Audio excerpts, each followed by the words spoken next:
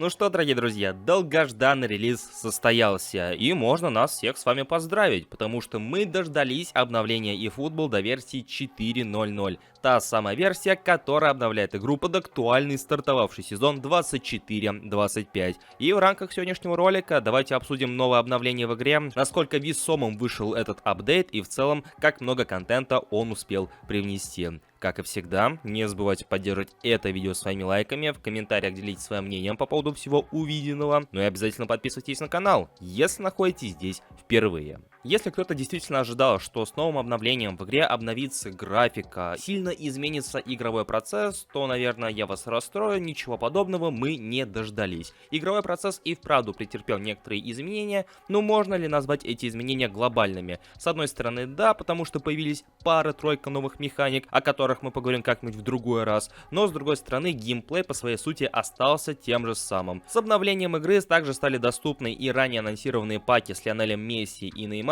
и, как Konami анонсировали, доступны два варианта их паков, обычный и делюкс издания. Оцениваются эти паки в районе 1500 до 200 тысяч, в зависимости от того, какую именно версию вы приобретаете. На ПК и на мобильных устройствах данные наборы доступны в отдельном внутриигровом магазине, то есть их можно приобрести за монетки, в то время как на консолях данные наборы приобретаются отдельно в магазинах самих консолей, то есть PlayStation Store и тот же самый Microsoft Store. Также, что самое интересное, для мобильных устройств и консолей при приобретении золотых монет, то есть производя донат в игру, помимо монеток вы также сможете получить пару-тройку новеньких эпических карточек. Именитые фамилии, в принципе, далеко не самые плохие карточки, в то время как на ПК подобная акция почему-то отсутствует. Спустя месяц ожидания и в целом гаданий о том, каким же будет пак с бесплатными эпическими игроками за продление контрактов, мы наконец-то дождались ответ. И в принципе ответ не самый плохой, но я, наверное, совру, если не скажу, что большинство игроков ожидали нечто другого. Как и было обещано, те самые эпические игроки, те самые хайлайтовские игроки, причем из разных паков. Тут вам и хайлайты, которые были с эпическими игроками, тут вам и хайлайты, которые были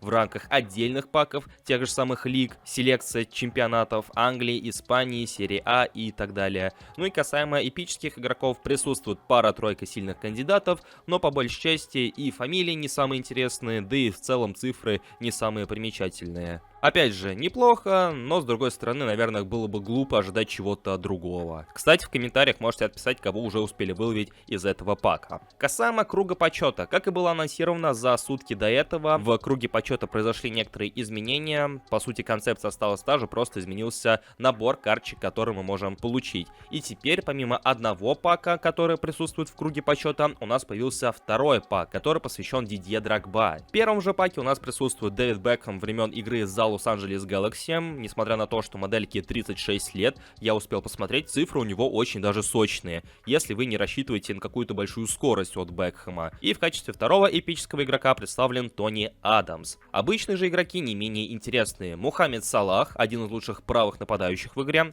Ян Облак, Кол Палмер и Дани Карвахаль. Касаемо последнего, ему крайне сильно занизили рейтинг в очередной раз. Не понимаю, почему Konami так недооценивают испанца. Касаемо же пака с Дидье Дрогба, то у него также присутствуют обычные игроки. Это Александр Исак, это Забицер, это Викарио и также Канате. Но помимо этих представленных игроков, также присутствует немало бичей. Вот именно что бичей, у которых карточки с одной звездочкой. И рейтинги располагаются в районе 63, 62 и всех последующих рейтингов соответственно. То есть, чтобы выкрутить того же Дрогба и компанию, вам, скорее всего, придется сделать неимоверное количество тех же самых попыток. Одно из нововведений текущего обновления — это, конечно же, двойные бусты. Konami рассказали об этой функции немножко поподробнее за сутки до обновления. И если вкратце, то теперь у карточек появится второй слот для будущих бустов, которые будут выбираться по рандому. Соответственно, в игру вводятся новые токены, или же поинты, те самые, которые связаны с бустами. Но, как оно и бывает в этой игре, бусты для футболистов подбираются по рандому, то есть вы не выбираете, какой конкретно буст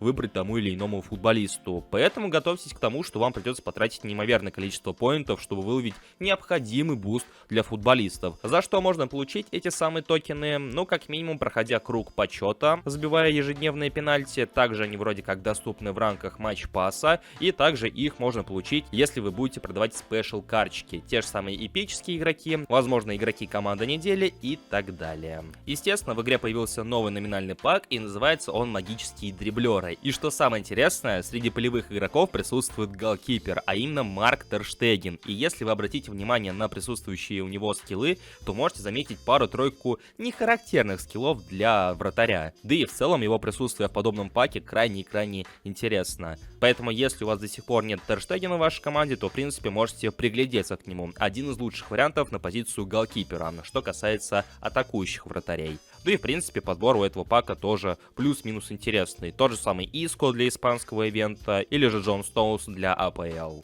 Как и было обещано разработчиками, в игре стал доступен режим пробных матчей. Он, в принципе, был доступен и до этого, но, по сути, его разблокировали от и до. И теперь для товарищеских матчей оффлайн против искусственного интеллекта вам доступны все имеющиеся команды, все имеющиеся лиги. И за это, что удивительно, не приходится платить отдельно. А если кто не в курсе, то у Konami были такие планы. И помимо присутствующих в игре команд, чемпионатов, сборных, также затесалась и наша сборная России, что интересно. Но, как ни странно, она представлена в фейковом виде, то есть без реальных форм и с фейковым подбором игроков. Так же, как предсказывалось некоторыми мейкерами, датамайнерами, в игру добавили старые стадионы из серии PES, и теперь они также доступны для игры в товарищеских матчах, в моей лиге, в дивизионах и, впрочем, в любом режиме, где присутствует возможность выбрать желаемый стадион. Ну и, конечно же, с новым обновлением завезли новый список будущих легенд, которые появятся в игре в рамках эпических наборов. Возможно, не только их, но, тем не менее, новые имена присутствуют. Например, можно отметить новую версию Филиппа Лама за сборную Германии 2014 года, или дебют Бербатова в качестве игрока Манчестер Юнайтеда, новая эпическая версия ЭТО, Боян Кркич, Рональдиньо времен игры за Барселону и много-много других фамилий.